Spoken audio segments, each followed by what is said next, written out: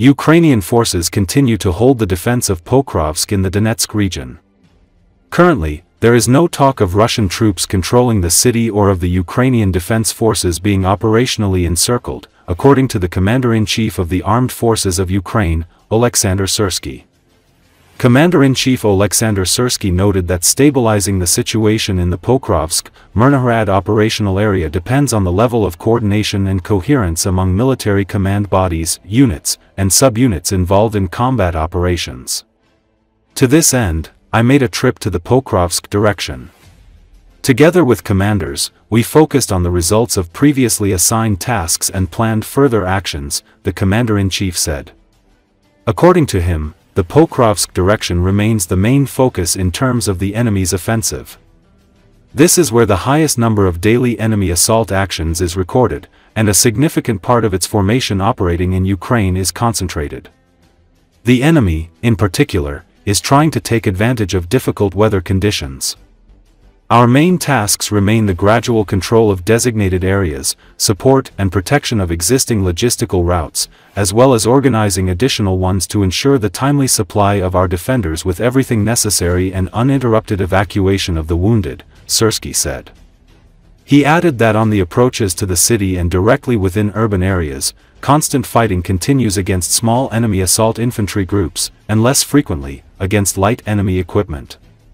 The Commander-in-Chief emphasized that the Ukrainian Defense Forces are doing everything possible to prevent enemy movement and consolidation. According to Syrskyi, the search for and elimination of the enemy also continues in the adjacent Okeratyne direction. Over the past 7 days, as a result of search and strike operations, 7.4 square km of the Pokrovsk district in the Donetsk region have been cleared of enemy sabotage and reconnaissance groups. There is no talk of Russian control over the city of Pokrovsk or operational encirclement of the Ukrainian Defense Forces formation, the Commander-in-Chief stressed.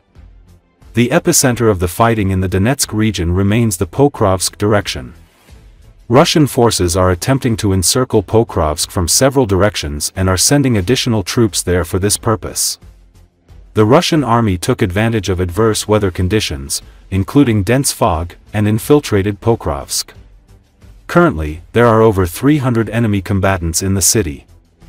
Recently, Major Andriy Kovalov, spokesperson for the General Staff of the Armed Forces of Ukraine, told that the Ukrainian armed forces are confidently holding their positions and destroying Russian troops on the approaches to Myrnohrad and within the urban areas of Pokrovsk.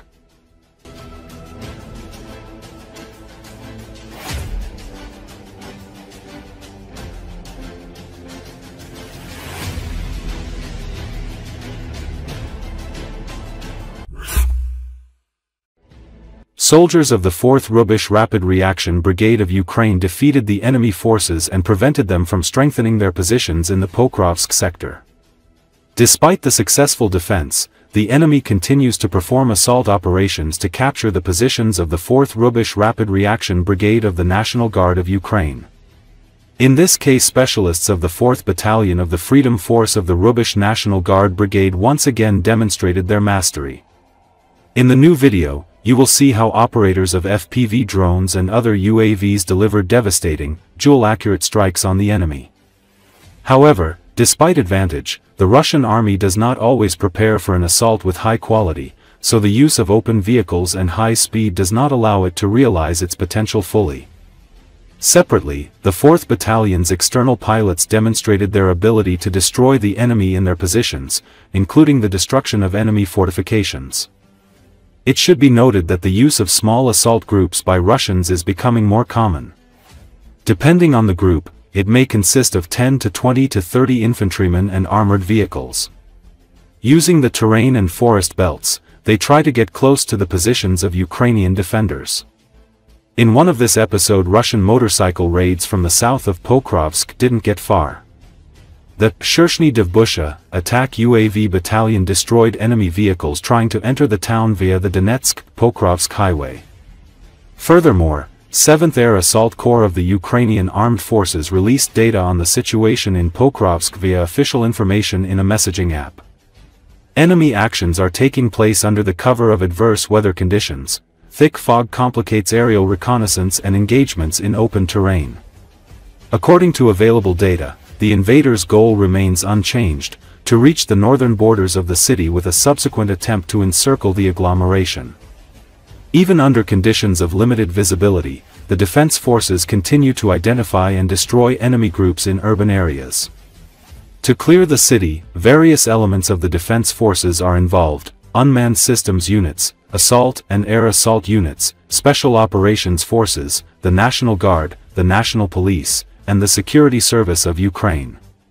Major Oleksii Hetman, a reserve officer of the Ukrainian National Guard and a veteran of the Russian-Ukrainian War, stated that no Russian troops are currently in Pokrovsk and Myrnohrad, aside from saboteurs. Fighting continues on the city's outskirts with shifting front lines. The Pokrovsk sector, despite being only 5 to 6% of the front, sees up to 100 daily clashes. On the outskirts of Pokrovsk, near the city itself and near Myrnohrad, battles are ongoing, so the situation has not changed significantly. If you look at deep state maps and foreign sources that also monitor events, we see that no significant changes have occurred, Hetman noted. According to the reserve major, there is information that the defense forces are operating north of Pokrovsk, meaning they are conducting counteroffensive actions. The Russians are trying to carry out assault operations. That is, combat engagements are constantly ongoing, and positions are constantly changing. Up to 100 combat engagements can occur in the Pokrovsk direction, although it occupies only about 5 to 6% of the entire front line. A third, and sometimes even half, of all combat engagements are concentrated there. It is currently difficult to clearly determine where the positions are located. For now, there are no Russian troops in Pokrovsk, except for saboteurs. And the situation is the same in Myrnohrad. How the situation will develop, we will see, but information that only a few hours or days are left has been circulating for several months. Therefore, it should be treated critically, Hetman emphasized.